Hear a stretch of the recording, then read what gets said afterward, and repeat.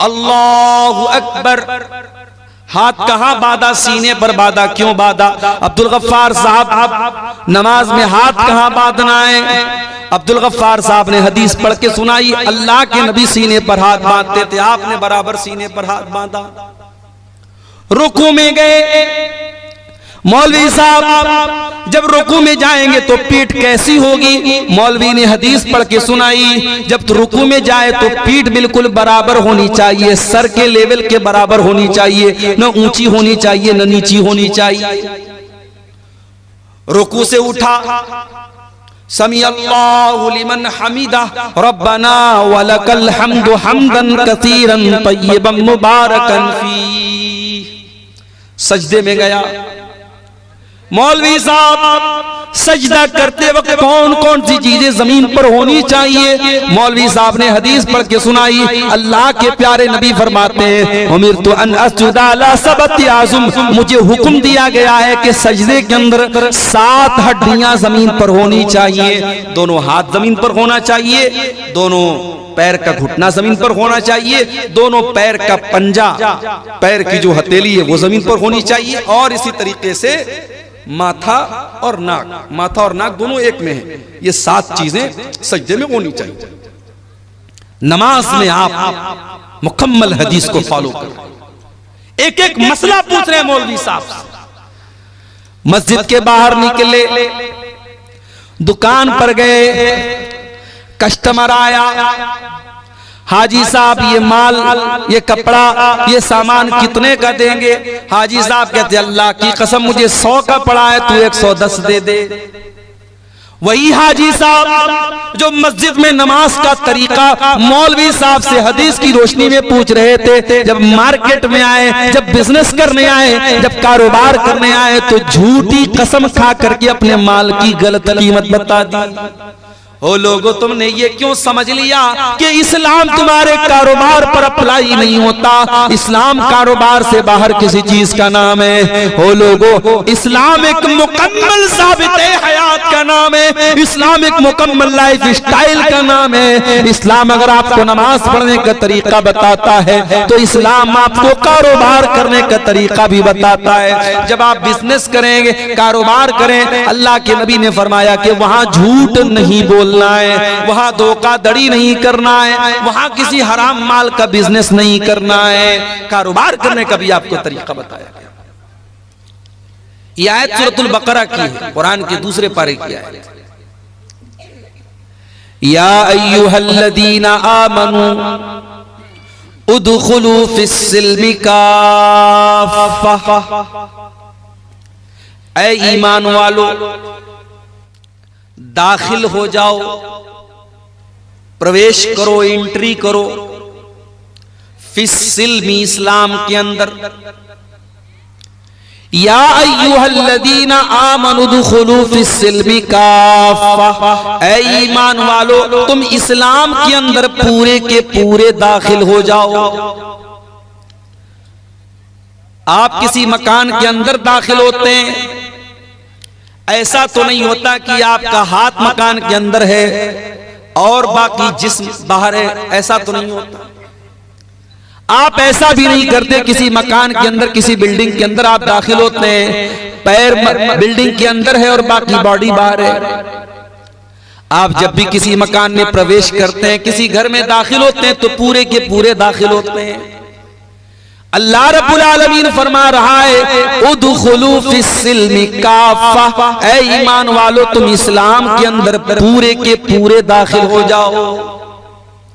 गोया इस्लाम भी एक बिल्डिंग की तरह है, इस्लाम भी एक घर की तरह है, और इस घर में तुम्हें आधा अधूरा नहीं दाखिल होना है, इस घर में तुम पूरे के पूरे दाखिल हो जाओ। वला तत्तबिऊ खुतुवाति शैतान, और ऐ ईमान वालो तुम शैतान के तरीके पर न चलना, शैतान के नक्शे कदम पर न चलना। इन्नहु लकुम अदुव्वुम मुबीन, शैतान तुम्हारा सबसे बड़ा दुश्मन है, खुला हुआ दुश्मन है। वो छुप करके दुश्मनी नहीं कर रहा है, खुल करके दुश्मनी कर रहा है। भाई एक दुश्मन हमारा वो होता है, दुश्मन है लेकिन हमको मालूम नहीं, उससे बचना थोड़ा मुश्किल होता है। शैतान कोई ऐसा दुश्मन नहीं जो छुपा हुआ है, शैतान पहले दिन से हमारा दुश्मन है। हमारे बाप आदम को इसी ने जन्नत से निकलवाया, हमारी मां हव्वा को इसी ने जन्नत से निकलवाया।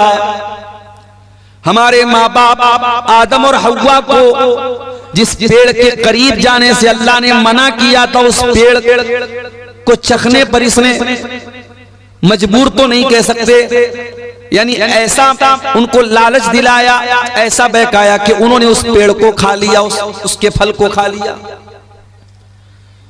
जन्नत के अंदर उनके कपड़े बदन से उतर गए, दोनों बरहना हो गए, नंगे हो गए, जन्नत के पत्तों से अपनी शर्मगाहों को ढांपने लगे। शैतान हमारे बाप आदम से लेकर के हमारी मां हव्वा से लेकर के कयामत तक आने वाले हर इंसान का दुश्मन है, हर उस इंसान का दुश्मन है जो अल्लाह के रास्ते पर चलने वाला है, जो दीन के रास्ते पर चलने वाला है। शैतान का काम ही है हमको बहकाना। शैतान तो वादा करके आया अल्लाह ताला से, शैतान खामोश नहीं बैठा है, शैतान वादा करके आया है।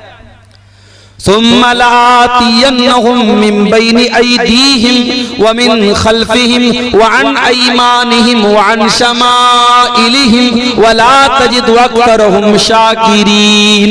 ऐ अल्लाह, मैं तेरे ज्यादातर बंदों को बहकाऊंगा। ऐ अल्लाह, आगे से भी बहकाऊंगा, पीछे से भी बहकाऊंगा, दाएं तरफ से भी बहकाऊंगा, बाएं तरफ से भी बहकाऊंगा। ऐ अल्लाह, हर तरफ से तेरे बंदों को बहकाऊंगा। व ला तजिदु अक्सरहुम शाकिरीन, और तेरे ज्यादातर बंदे तेरे नाशुक्रे हो जाएंगे। नाशुक्रे हैं कि नहीं?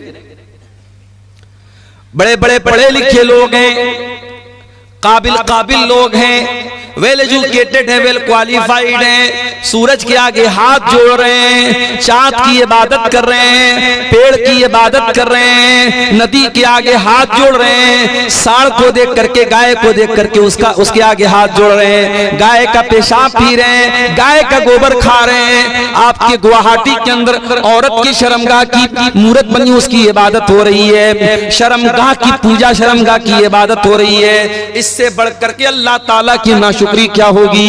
पैदा करने वाला अल्लाह, जिंदगी देने वाला अल्लाह, ऑक्सीजन चलाने वाला, ऑक्सीजन देने वाला अल्लाह, रोजी रोटी का मालिक अल्लाह, और अल्लाह की धरती पर रह करके अल्लाह की ऑक्सीजन में सांसें लेकर के इंसान शर्मगाह की इबादत कर रहा है। इससे बढ़ के नाशुक्री क्या होगी? अभी हमारे उत्तर प्रदेश में 12 साल पर हमारे गैर मुस्लिम भाइयों का एक त्योहार आता है, महाकुंभ के नाम से। अभी वो चल रहा है, बड़ी भीड़ है, अभी ट्रेनों में, रोड पर सफर करना बड़ा मुश्किल है। इलाहाबाद के अंदर, प्रयागराज के अंदर सारे देश भर से संत साधु आए हुए हैं, मीडिया वाले खूब कवरेज दे रहे हैं। उसमें ऐसे भी साधु लोग आते हैं, ऐसे भी बाबा लोग आते हैं। कोई 10 साल से अपना हाथ ऐसे उठाए हुए है और उसी को बहुत बड़ी इबादत समझ रहा है। कोई नंगा हो करके, मादर जात बरहना है, नंगा है, बदन पर एक कपड़ा नहीं, शर्मगाह नजर आ रही है। औरत आती है, उस नंगे बाबा के आगे सजदा करती है, उसकी शर्मगाह को छू करके आशीर्वाद लेती है, और मीडिया वाले उसको कवरेज दे रहे हैं। मेरे प्यारे साथियों, इस मंजर को देख करके इंसानियत भी शर्मा जाए, इंसान भी शर्मा जाए कि ये क्या हो रहा है। शर्मगाह की इबादत हो रही है और इंसान नंगा घूम रहा है, और उसको दीन समझा जा रहा है, उसको सवाब समझा जा रहा है।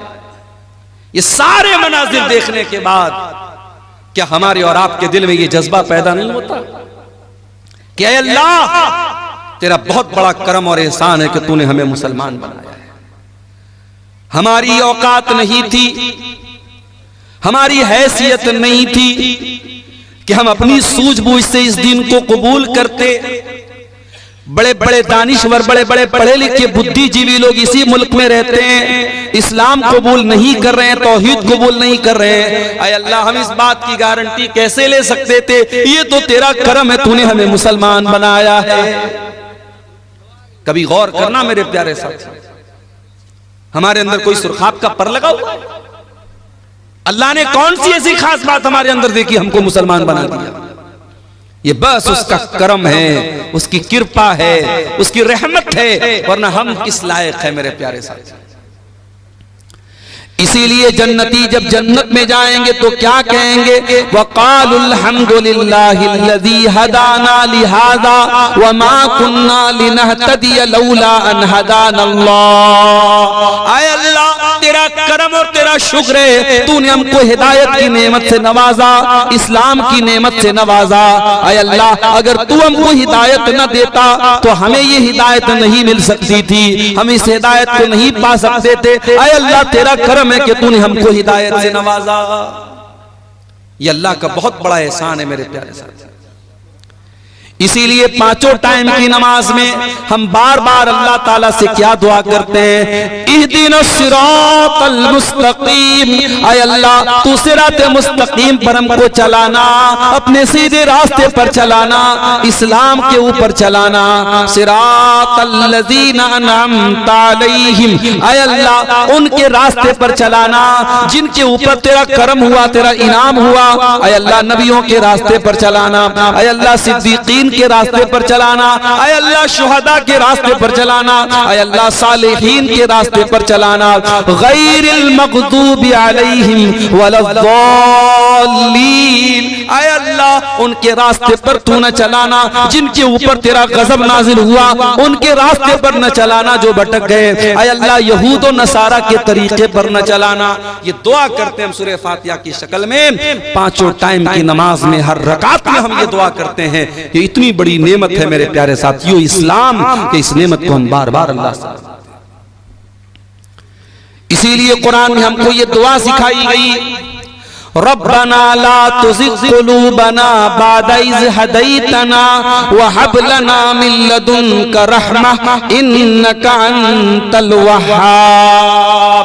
ईमान वाले ये दुआ करते हैं, ऐ परवरदिगार, जब तूने इस्लाम की नेमत से हमको नवाजा, जब तूने हिदायत की नेमत से हमको नवाजा, आय अल्लाह, दोबारा हमको भटकने न देना, गलत रास्ते पे जाने न देना, शिर्क के रास्ते पर जाने न देना, कुफ्र के रास्ते पर जाने न देना।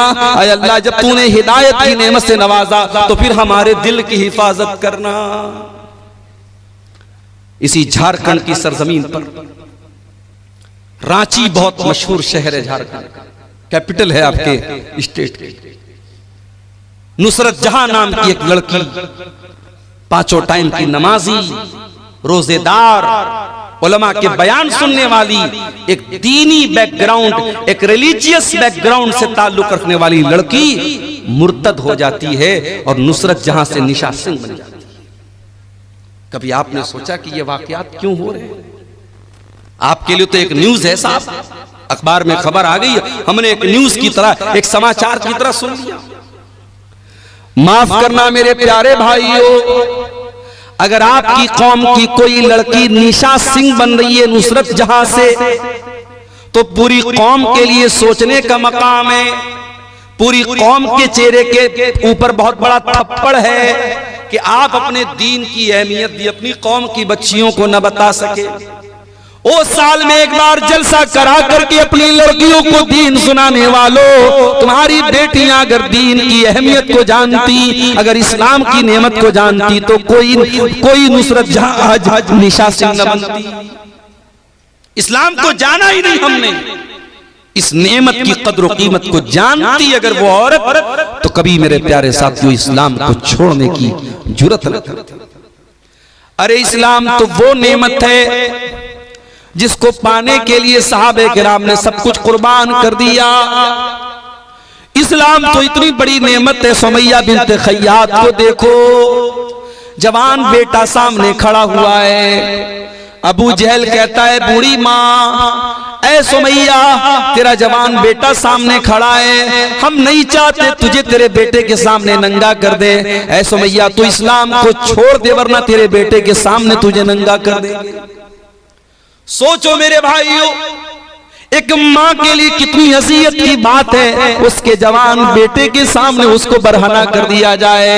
ऐ सुमैया, तू बूढ़ी हो चुकी है, तेरे बदन में कमजोरी आ चुकी है, मगर तेरा ईमान तो फौलाद के जैसा मजबूत है। सुमैया ने जवान बेटे के सामने नंगा हो जाना गवारा कर लिया, मगर तौहीद को छोड़ना गवारा न किया, इस्लाम को छोड़ना गवारा न किया। और चश्मे फलक ने वो मंजर भी देखा, एक बूढ़ी औरत के बदन से कपड़े उतार लिए गए, जवान बेटे के सामने उसको बरहना कर दिया गया।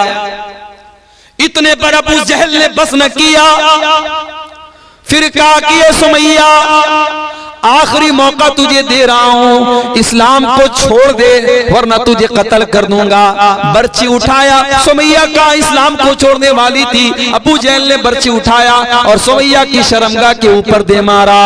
ऐ सुमैया, तू अल्लाह को प्यारी हो गई, तू शहीद हो गई, तेरे बदन का खून गिर गया, अल्लाह की राह में शहीद होने वाली तू पहली खातून बन गई। और तूने दुनिया की आने वाली औरतों को ये पैगाम दे दिया, ऐ दुनिया की औरतों, तुम्हें दुनिया नाजुक समझेगी, तुम्हें दुनिया कमजोर समझेगी, तुम दुनिया को बता देना, अगर औरत के पास ईमान की दौलत और ईमान की ताकत हो, औरत से ज्यादा ताकतवर कोई नहीं होता है। ईमान की दौलत अगर औरत के पास है, औरत से ताकतवर कोई नहीं होता है। सुमैया से पूछो ईमान किसको बोलते हैं? ईमान की अजमत पूछना है, कोई बिलाल हबशी से पूछ ले। हाँ मेरे नौजवान साथियों, बिलाल तुम्हारी तरह स्मार्ट और हैंडसम तो नहीं था, बिलाल कोई तुम्हारी तरह घुंघराले बाल वाला तो नहीं था, बिलाल कोई तुम्हारी तरह गोरा चट्टा तो नहीं था, खूबसूरत तो नहीं था, हैंडसम तो नहीं था। बिलाल तो हबशा का एक गुलाम था, काला कलूटा था, उसकी पूरी बॉडी काली थी, मगर उस काले सीने में जो दिल था, बिलाल के सीने में जो दिल था, वो दिल अल्लाह ताला की मोहब्बत से भरा हुआ था। ओ दुनिया वालों, तुमने तो जब भी देखा है लोगों की सूरतों को देखा है, लोगों के चेहरों को देखा है, आओ तुम्हें बिलाल की सीरत भी दिखाते हैं। बिलाल काले हैं, बिलाल का बदन काला है, और बिलाल के काले बदन को उनका मालिक अरब के तपते हुए सहरा पर लिटा देता है। नीचे गरम गरम बालू है, नीचे गरम गरम रेत है, और बिलाल के सीने पर गरम पत्थर भी रख देता है। बिलाल के सीने की चर्बी भी पिघल रही है और बिलाल की पीठ भी पिघल रही है, और बिलाल का मालिक कहता है, उमैया बिन खल्फ कहता है, ऐ बिलाल, तेरे सीने की चर्बी को पिघलाना हमें अच्छा नहीं लगता, तुझे टॉर्चर देना हमें अच्छा नहीं लगता। ऐ बिलाल, हम तुझे टॉर्चर करना बंद कर देंगे, बस एक शर्त है, तू अल्लाह की तौहीद को छोड़ दे और हमारे 360 माबूदों का इकरार कर ले, हमारे साथ तू भी शिर्क का नारा लगा दे और ला इलाहा इल्लल्लाह की आवाज तो निकालना बंद कर दे। बिलाल, हम तुझे तकलीफ देना छोड़ देंगे। बिलाल की जबान से आवाज नहीं निकल रही, बिलाल कुछ कहने की पोजीशन में नहीं है, मगर उस गरम पत्थर के नीचे और उस तपते हुए सहरा में लेटे हुए बिलाल की जबान से एक लफ्ज सुनाई देता है। बिलाल कहते हैं, अहद अहद अहद, मैं जिस अल्लाह की इबादत करता हूँ वो एक है, वो यकता है, वो अकेला है, मैं एक अल्लाह की इबादत करने वाला हूँ। ऐ उमैया बिन खल्फ, तू अल्लाह मेरे सीने पर गरम पत्थर रख दे, तू अल्लाह मेरे बदन की चमड़ी को जला डाले। ऐ उमैया बिन खल्फ, बिलाल अल्लाह ताला की तौहीद को छोड़ने वाला नहीं है। अहद अहद, मेरा अल्लाह एक है, मेरा माबूद एक है, मेरा रब एक है। ओ लोगों, इस्लाम वो नेमत है जिसकी हिफाजत की खातिर बिलाल के सीने की चर्बी पिघल गई, मगर बिलाल ने इस तौहीद को नहीं छोड़ा। ये शहादत गहे उल्फत पे कदम रखना है, लोग आसान समझते हैं मुसलमान। हमने तो ये समझा मुसलमान के घर में पैदा हो गए, अब्बा ने अब्दुल्ला नाम रख दिया, अब्दुल रहमान नाम रख दिया, लड़के थे तो खतना करा दिया, बड़े हुए टोपी लगाने लगे, लुंगी पहनने लगे, बड़े का गोश्त खाने लगे। हमने तो इन चीजों को मुसलमानों की पहचान बना डाली। हो लोगों, इस्लाम इतना आसान तो नहीं है। ये तो शहादत गए उल्फत में कदम रखना है। लोग आसान समझते हैं मुसलमान होना, लोग आसान समझते हैं मुसलमान होना। इस्लाम ये फूलों की सेज नहीं है मेरे प्यारे साथियों, ये कांटों भरा रास्ता है। इस्लाम पर चलते हुए कदम कदम पर ऐसे मौके आएंगे जब आपको अपनी ख्वाहिशात का गला घोटना पड़ेगा, अपनी इच्छाओं को मारना पड़ेगा, अपनी डिजायर्स को खत्म करना पड़ेगा, तब जाकर के आप अल्लाह ताला की जन्नत को पा सकते हैं।